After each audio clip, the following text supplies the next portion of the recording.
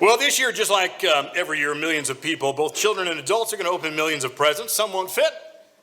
Some will be the wrong color. Many are going to be returned or exchanged. You know how it goes.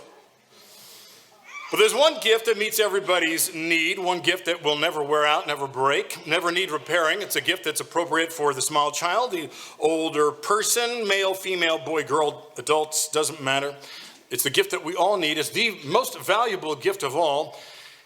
It is the baby in the manger. On Christmas, we celebrate the fact that God gave us the gift of himself in the person of Jesus. That's what he did. And what that means is that God's Christmas present to you is his presence in your life. And out of everything that could be said about that, I want us to consider 5 things tonight that we find in the gift that God gave us in the person of Jesus, starting with that baby in the manger. And they are this. Number 1, it's first his presence in your life. Second, it is the assurance of his involvement in your life. Third, it is the title deed to your freedom. Fourth, it is the security of living forever. And fifth, it is what it means to our world at this moment. And our job is to unwrap the gift that God has given us. We want to unwrap the presence, P-R-E-S-E-N-C-E, presence of God in our lives. So here's the first. You ready? God's present to you in Jesus is first and foremost his presence in your life. So what it tells you. When you see the baby in the manger, it means that God has come near you. He is present in your life.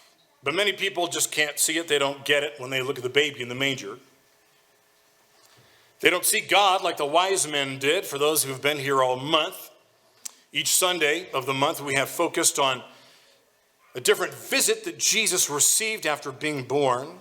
We first looked at the wise men. They actually showed up 2 years after Jesus' birth. And when they saw him, you know what they saw? We know what they saw because of the gifts that they gave to him. And the Magi, the wise men, I want to remind you, they were astrologers, they were mystics, they were actually considered gods in their day. I want to remind you that for centuries, the kings of the world, it doesn't matter if it was a pharaoh, a Caesar, they were all led by, they consulted Magi, wise men. These were the most schooled people of the day. But these Magi, they show up at the house where Jesus was because even though they were considered gods, they knew they weren't. They wanted something more than themselves. Do you ever want something more than you? I mean, sometimes we do get kind of caught up in what we think about ourselves. We think too much of ourselves. And at one point, after living long enough, hopefully you come to the realization you need somebody greater than you to lead you. Somebody who's outside of you to take care of you. Ultimately, you need somebody who is not you to save you from you. Because you don't got it. You don't got what it takes all by yourself. So the Magi, considered gods, were looking for God. They served kings, but they were sick and tired of serving people. Human kings that failed them and failed everybody else. So they actually came looking for the God-man. Who is this King of Kings that the Jews had been looking forward to for centuries? And they did their homework and they believed they were alive at the right time when this Jewish God-man, the King of Kings, is supposed to show up. And that's why they entered the Christmas story. But most people look at the manger and they don't see the King of Kings, who is God, who is told to be the Lord of Lords, the one in charge of all things, God himself wrapped in a human body. Just seems almost impossible, doesn't it? You know, sometimes people think of Christianity, which is simply what we call the life of the follower of Jesus. We're Christians, and Christianity is this thing we're a part of. People look at it, people who are not Christians look at Christianity, and they think it's nothing but a set of rules. A lot of do's and don'ts, mainly don'ts. And I don't blame them for having that impression, given how a lot of Christians talk. Or they view Christianity more positively. They might see it primarily in terms of benefits that it can bring: improved relationships, stronger marriages, guidance in raising kids, maybe emotional strength to deal with difficult situations, and that's true. God helps in those things, but even this misses the mark. The essence of Christianity isn't rules. It actually isn't do's and don'ts, no matter what you heard. It's not the blessings that come with knowing Jesus. The essence of Christianity is actually simply a relationship with him. The Christian life brings many benefits. Yes, it does. The Bible describes them over and over. There's joy. You're going to have joy when nobody else has it. You'll have peace when the world is falling apart around you. You'll have hope when nobody has hope about the future. And you're just going to have it because he who is all those things is in you. So the Christian life, even though it brings a lot of benefits, they only come through Jesus and this relationship with him. And similarly, your greatest gift to your kids, those of you who are parents, your greatest gift to your kids, as you know, doesn't come in boxes. It's nothing wrapped at Christmas or on their birthdays. The most valuable thing you could ever offer your kids is a relationship. Your love and your care, your time and your attention. Children starve for those things from their parents, and if they don't get it, the amazing thing is that they will do almost the unthinkable to get it, to feel loved. They'll go to the wrong places. Everything else flows from that relationship that you have with your kids. You give them gifts because you have a relationship with them. And in the same way that the Heavenly Father, if he gives you anything, it's because he's got a relationship with you. It's a relationship through Jesus. So we who are Christians, who say God does things in our lives, he does those things, and we say he does those things because we say we're in a relationship with him like a parent with a child. That's why we call him our Heavenly Father. He's Daddy. And I think what's neat is that you think of all the religious leaders who've ever walked the earth. Any religious leader of any religion, they never called the God of their religion Daddy. Way too intimate, too casual, too close. But that's how Jesus talked about God, Almighty God. He said, Dad. Hey, Dad. He prayed and used the word Daddy. What's that tell you? We're supposed to take a cue from that to our relationship with God.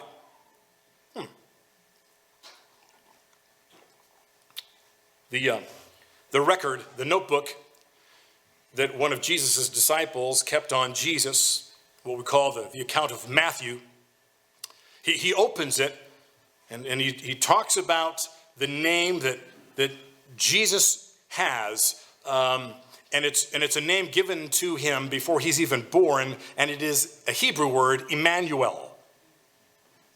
And what does that mean? God with us. Again, the first thing when we look at the baby in the manger is to understand that is telling us God is present. He is with you. Well, that's why he was given that name. And then he was given a name, a human name, to walk around the earth with, and that was Yeshua, Jesus. Actually, the actual name was Joshua, which that name means the Lord saves. He does. He was born to save us. God with us. And that leads us to the second thing that we see in God's gift to us in this baby in the manger, and that's the assurance of his involvement in our lives. People look at the baby in the manger and they don't see Jesus as the cure-all like Simeon did. He was the person we looked at the second week of this month. It says that Simeon was looking for what our Bibles usually translate as looking for the comforter of Israel, of the nation. But we talked about what he actually said. And there's a Greek word in the original language the Bible was written in, and the word is parakletos. And the parakletos was what Simeon, this older gentleman, was looking for. And when he saw Jesus, He goes, there he is. This is the one I've been waiting for. The whole nation's been waiting for. And he said, he is the parakletos. And that is a very specific person throughout the biblical record.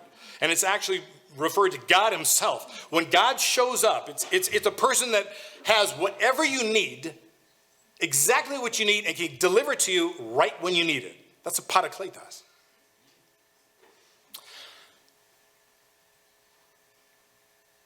So he's not just present with us.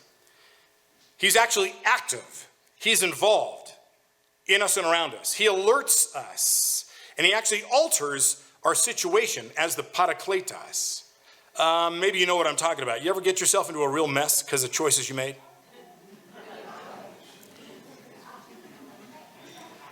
Because of the life you began to live, and you thought, boy, this is the end of my life. This is the end of my reputation. You ever been there? And then you called out to Jesus, and then he altered the situation. Come on. Things began to change. And then people began to change around you and how they looked at you, and then doors opened, and you found out there is life after bad choices. There's life after misbehavior. There's life after sin. He's the parakletos. He can even show up with money. You may have had the experience when you didn't have the money that you owed, or that you needed to pay something, and then an opportunity all of a sudden opens up for you to work that generates exactly the amount of money you need to pay your bill. Anybody been there? Or somebody sends you exactly what you need. They didn't even know you needed it. You been there? I'm not saying that, there's a lot of folks out there that preach what we might call a prosperity gospel. Oh, you go to Jesus and you claim this wealth and he'll give you wealth. Not at all. He never promised to make you wealthy. I'm simply saying, as a parakletos, it's amazing how he shows up with things. He gives you what you need, right when you need it, right on time. It's as if somebody's watching over you, aware of what you're going through, and he knows how to deliver you and deliver into your hands what you need and when you need it. How about protection? How many times has he saved you? Some of you have stories. I've got stories of the things that he's done to protect you physically. And he delivered you. He got you distracted about something. He sent you in another direction.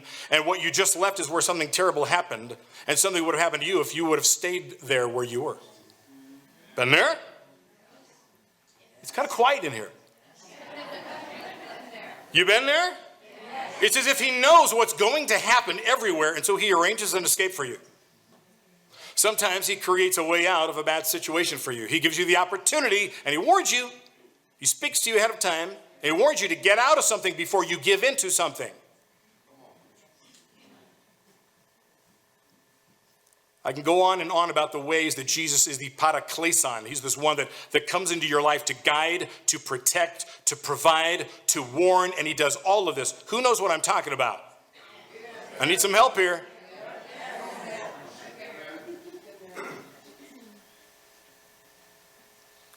It means that you can move forward in your life because you can be assured of his involvement in your life. As I'm describing, he's involved not just in your life, but also in this world, and it's because it's God's world. Let me ask you a question. Who cares more about the world, you or God? Probably the one who made it. Who cares more about your kids, you or the neighbor? You. So who cares more about your life, you, your family, your friends, or the God that made your life? So he cares about you in a way that nobody else ever can. And you can be assured of this, and that's why the baby in the manger means God is involved in your life. He got involved when he came to earth. He was saying, I'm going to get in the mud with you. I'm going to come down into the human situation because this is not what I wanted. This is not how I wanted it to be. It's not how God intended it to be. If you believe the biblical record, at the very beginning, everything was perfect. But then something called sin, self-centeredness, and we had some help giving into it through this snake in the garden. The enemy, the arch enemy of God, who's actually your enemy. And then we went south, and it was a race to the bottom ever since.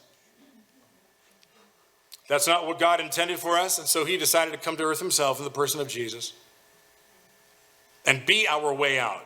Not show us a way out. He is the way out. So he got into the mud with you. And when you have cancer, you find out you got cancer, God's with you. When you find out your spouse wants to leave you, God's with you. When you lose your job, God is with you. Like I said, when you sin terribly, God is with you. When you feel all alone, God is with you. And it means that you can move forward in your life and you can be assured of God's presence. It's why Paul wrote this, one of Jesus' followers. He said, if God is for us, who can be against us? He said, if God has taken up residence in your life, residence, like he lives in here, okay, you can hardly be thinking more of yourself than of him. It changes your focus. It's a reverse of what happened at the beginning of time when we fell and our focus was on us. Because now he's in us. He says, anyone, of course, who has not welcomed this invisible but clearly present God, the Spirit of Jesus, won't know what we're talking about. But for you who welcome him, in whom he dwells, if you've welcomed him, he dwells in you. Even though you still experience all the limitations of sin, you yourself experience life on God's terms. That was written 2,000 years ago. And a powerful way in which he is with us, he's involved in our lives, is found in the Christian family, which is to be with one another. Just as Jesus came as Emmanuel, God with us, he expects us to be with each other. Our job is to walk with each other, to support each other, to encourage, to forgive, to restore, to love, to comfort each other. We journey through life together here at Landmark, don't we? It's because we have a relationship with God and we have a relationship with each other. Not a bad deal, is it? The third thing that we see in God's gift to us in this baby in the manger is that he holds the title deed to your freedom now. How many of you own the title to your house? How many of you still paying the bank?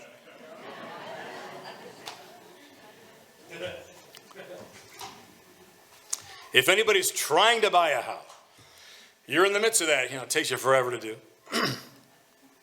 But until you own it, you hold the title deed in your hand, somebody else owns it, until you pay it off, and then you get the title deed.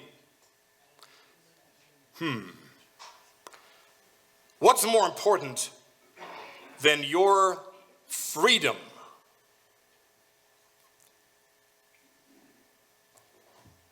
Did you know that you're owned by somebody? If you're not owned by God, you're owned by his enemy. Who is your enemy? If God doesn't own you, somebody else does, and he lays claim to you because you are related to the first two people that he tripped up at the beginning of human history. If what the Bible tells us is true, this is the deal. And then that enemy, we call him Hasatan in the Hebrew language. It's the devil. Hasatan. The word, the name he is called means to throw apart. Did you know that? It's where we get the word diabolical, like a diabolical scheme. Diabolos, you've heard that? Okay. He throws us apart from God. That's what he wants to do. I've said before to this church family, if you ever want to get at me, you want to get back at me, go after my kids. You're gonna hurt me. If you go after me, I don't care. You come after me, it's going to be, you and me, and we'll see who wins. But you really want to hurt me, you go after my kids. The devil can't do jack against the God that made it. So he comes after God's kids. Which explains why there's a lot of stuff going on in your life and my life that you actually, you just know something's not the way it's supposed to be. And there's something else that helps trip you up and messes with your circumstances. It gets you to doubt that even God exists, but definitely gets you to doubt that you can trust God, that God's heart is good towards you. He actually can help you think God maybe is bad. Maybe God is evil. Maybe God is more against me. He wants to crush me instead of love me, pick me back up, wash me off, put me back on the road, and journey with me.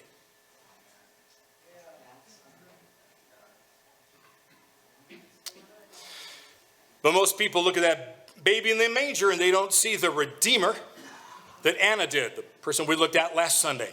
Anna was this older lady that lived in the temple back in Jesus' day, in the big main house of God.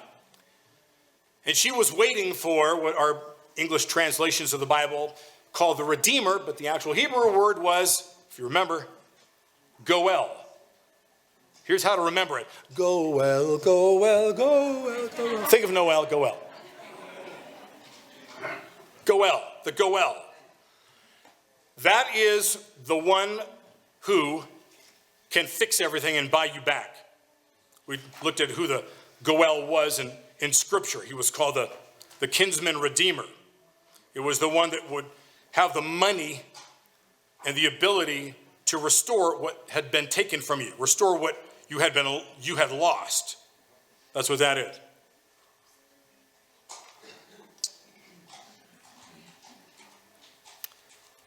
John,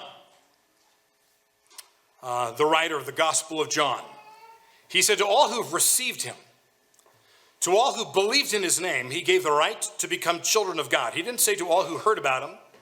He didn't say to all who agreed with his teachings. He didn't say to all who attended church. He said to all who received him. Some people believe that God's love and the restoring of all that we've lost somehow tied to how we act, to what we do, that we have to earn God's love. How many of you are stuck in performance-based acceptance? You're on that treadmill. That's a marathon without a finish line, folks.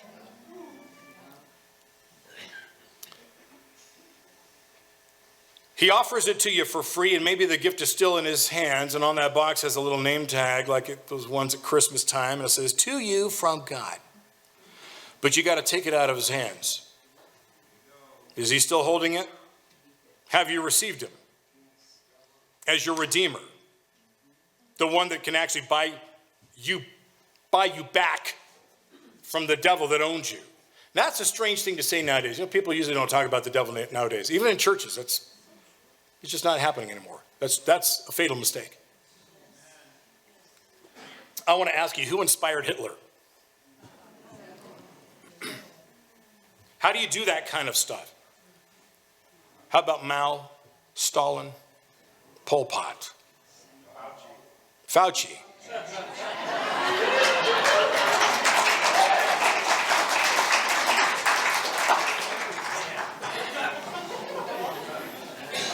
People get help being evil. There is a devil who owns us, and if we have not been purchased back, if our title deed isn't in the hands of Jesus, it's still in the hands of that guy. How do you do it? How do you make that transfer? We're simply told to believe what Jesus said. He said, for God so loved the world that he gave his one and only son. Just Jesus talking about himself. This was what he said. So that who's whoever? Whoever. Anybody. Whoever believes in him will not perish. Where the enemy of God wants to take you. Destroy your life for now and eternity. But have eternal life, he said. For God so loved the world. Isn't it great? He didn't say, for God so wants to judge the world. He sent me to destroy you. He didn't say that. For God so loved the world. We need to understand this about God. He is first and foremost a God that loves us.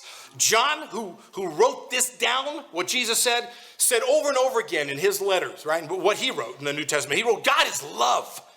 I mean, this is what he found out 3 years hanging around with Jesus. He goes, if there's any one word that describes God most that we see in the person of Jesus, it's that he loves us. That's what you and I want more than anything. We want to be loved. Boy, we starve if we don't get it. Again, it's amazing what we go and try to do if we don't get love. We thrive on it. It is our life. And he says, for God so loved the world. Put your name in there. For God so loved, state your name.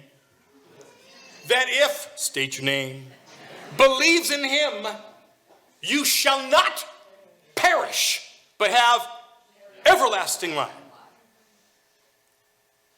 For God so loved the world. For God so loved Scott Craig that he sent his only son. So that if Scott believes in him, Scott's not going to perish, but Scott will have everlasting life. That's what Jesus said. Wow.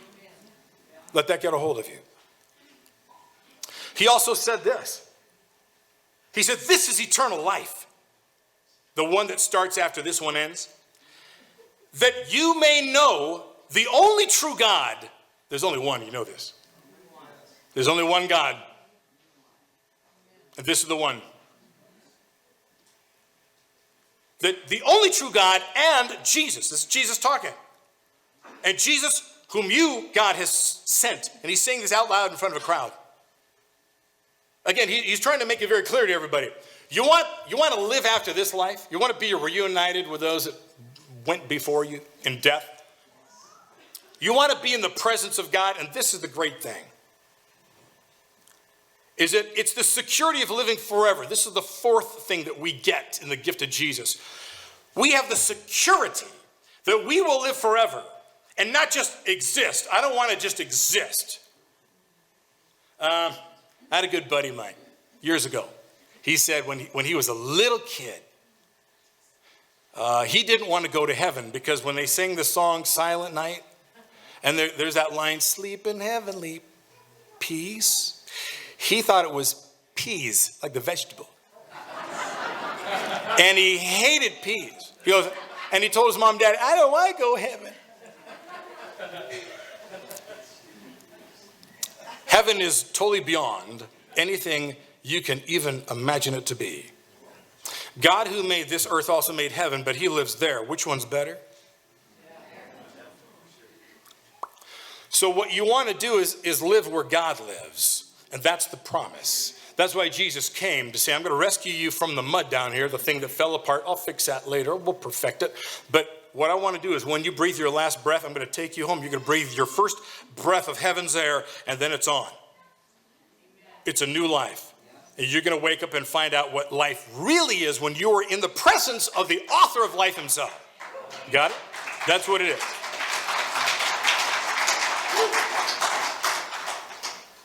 And man, it's going to cost you so much to have that promise. It's amazing what Jesus said. The list you're going to have to do, the spiritual hopscotch and the treadmill that you're going to have to be on, the list of to-dos you have to do to be worthy of that eternal life. It's amazing how simple he made it. And this is what interests me. He simply said again, if you believe, God loved the world so much that he sent his only son, that whoever believe, and the word he uses, you literally jump into that belief with both feet. You jump into it. I'm grabbing onto this. I receive this. I am believing who Jesus claimed to be. I am believing he was born in a manger to die on a cross to pay my debt. He's that Goel. He's got the ability by his sinless, perfect blood to wipe off from my slate every bad thing I've done. And he opens up heaven for me. So when I die here, I'm going home. And all he said is, you got to do this. You receive it. Take it. Take it from me. Have you taken it? Because he didn't say, for whoever does the list. For whoever lights the candles, for whoever climbs the steps, for whoever makes this pilgrimage, for whoever, there's no list. He did the list. Everything that needed to be done, he did. The life he lived, the death he died. Our job is simply to take the present out of his hands. He's the present. Have you taken Jesus for yourself? If you haven't, you do it. Let's do it. And you simply tell him as I'm talking to you, say, Jesus, I'm going to take you for the first time. I like what this guy's saying. I'm going to receive you right now as my Lord. I'm going to receive you. You be in charge of my life. I'm going to receive you. I'm going to believe that by what you did, how you lived and how you died, you've opened up heaven for me. You've canceled my wrongs. You've changed my future. And you're going to give me eternal life. I believe that. If you say that here and now, right now, you just said that, welcome to the family. You've just started a brand new life. And listen.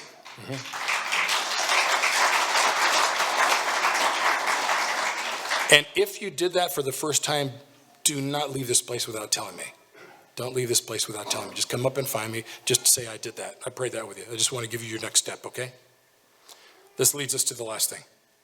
What the baby means for us.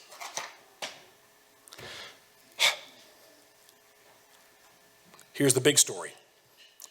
You were born into a world at war. It was at war before you were born. There's a spiritual war that is going on that's behind all the issues in this world.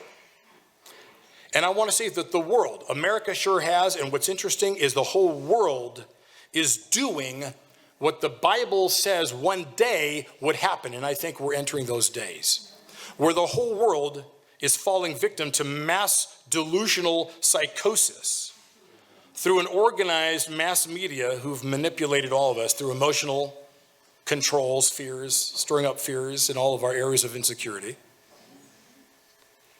lying to us, and then denying responsibility, constantly changing the subject in order to keep us unbalanced, unable to keep track of all of it and be able to fully respond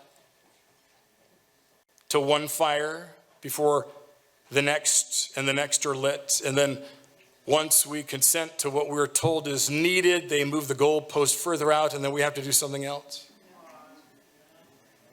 You reading my mail?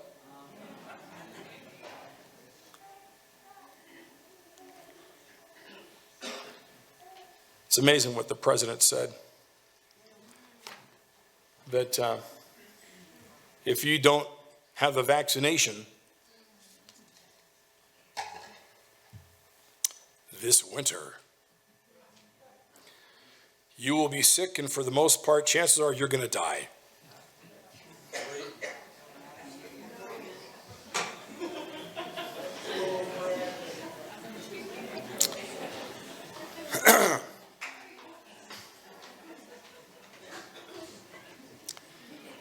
People are asking right now, is there hope?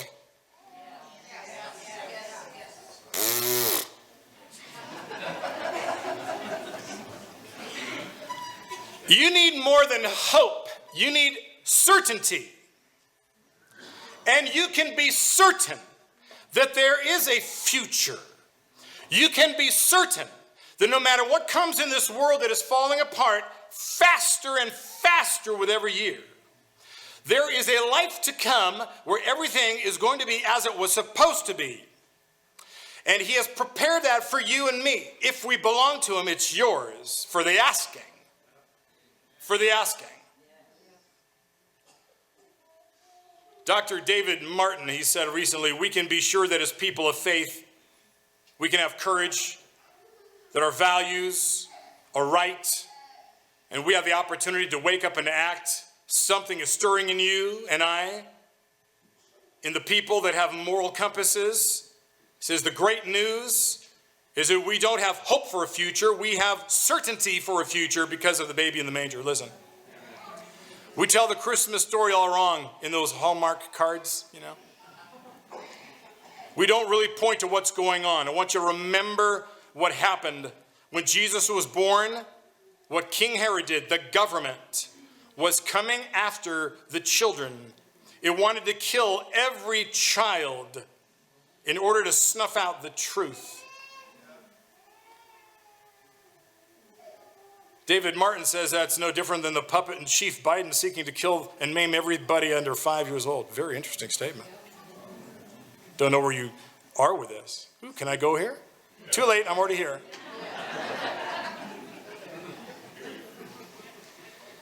He said, but in Herod's day, it was in the midst of that, an all-out assault on kids. And in the Roman Empire that used the fear of death to control its citizens, it would publicly crucify you, it would torture you in front of a crowd, and then nail your body to a cross and poke you in the ground, and you would stay there till you died. And then they would say to everybody, that's what happens to you if you get out of line with Rome. Guess what? They kept the peace that way. That's how they squashed rebellion, opposition, anybody who wanted to speak contrary to the government. The fear of death is very powerful. But that's the world. That's the setting that Jesus was born into. Into a government that was trying to snuff out little kids. Into an empire that produced everything and promoted everything ungodly.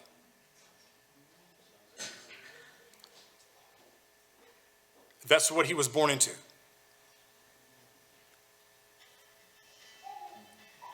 And here's the thing.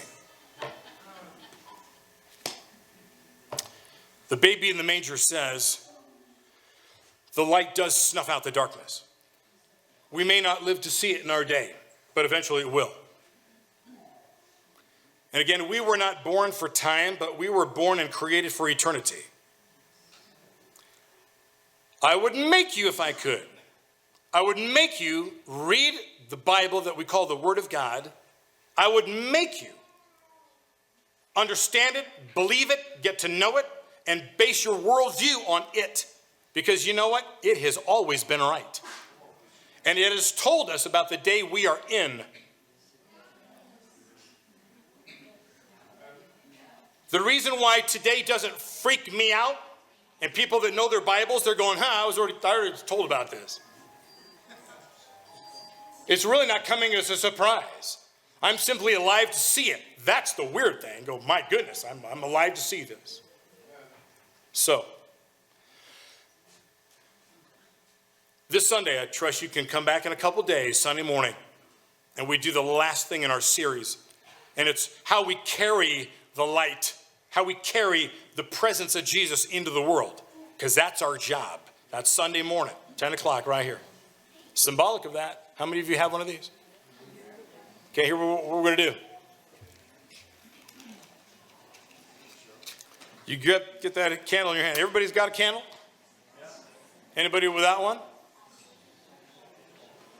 Here's what we're going to do. I don't want this to be a little token thing, an activity. I want it to mean something to each and every one of us. Jesus said, I am the light of the world. Those who follow me will never walk in darkness. Folks, the world is getting darker and darker. A lot of people are walking in darkness. They do not know where they're going, and they're going the wrong way. They're being led astray. They're being led astray by government, by media. They need to follow the light. That's who we follow. So what I'm going to do, I'm going to come down. I'm going to put this candle in front of a couple rows. I simply want you to tip an unlit candle to my lit one. And then you're going to bring that over to just swing it over to whoever's next to you and let them tip the unlit candle to the lit one. If you tip the lit one to the unlit one, you can pour a little hot wax on them like that. You don't want to do that. Okay? We're going to do that and then let it just go all the way back. Okay? But I want you, we're going to start like this. And then I want these all to be lit this way. Starting with this one. Jesus is the light of the world. And then he said, what? You are now the light of the world. As his followers, that's our job.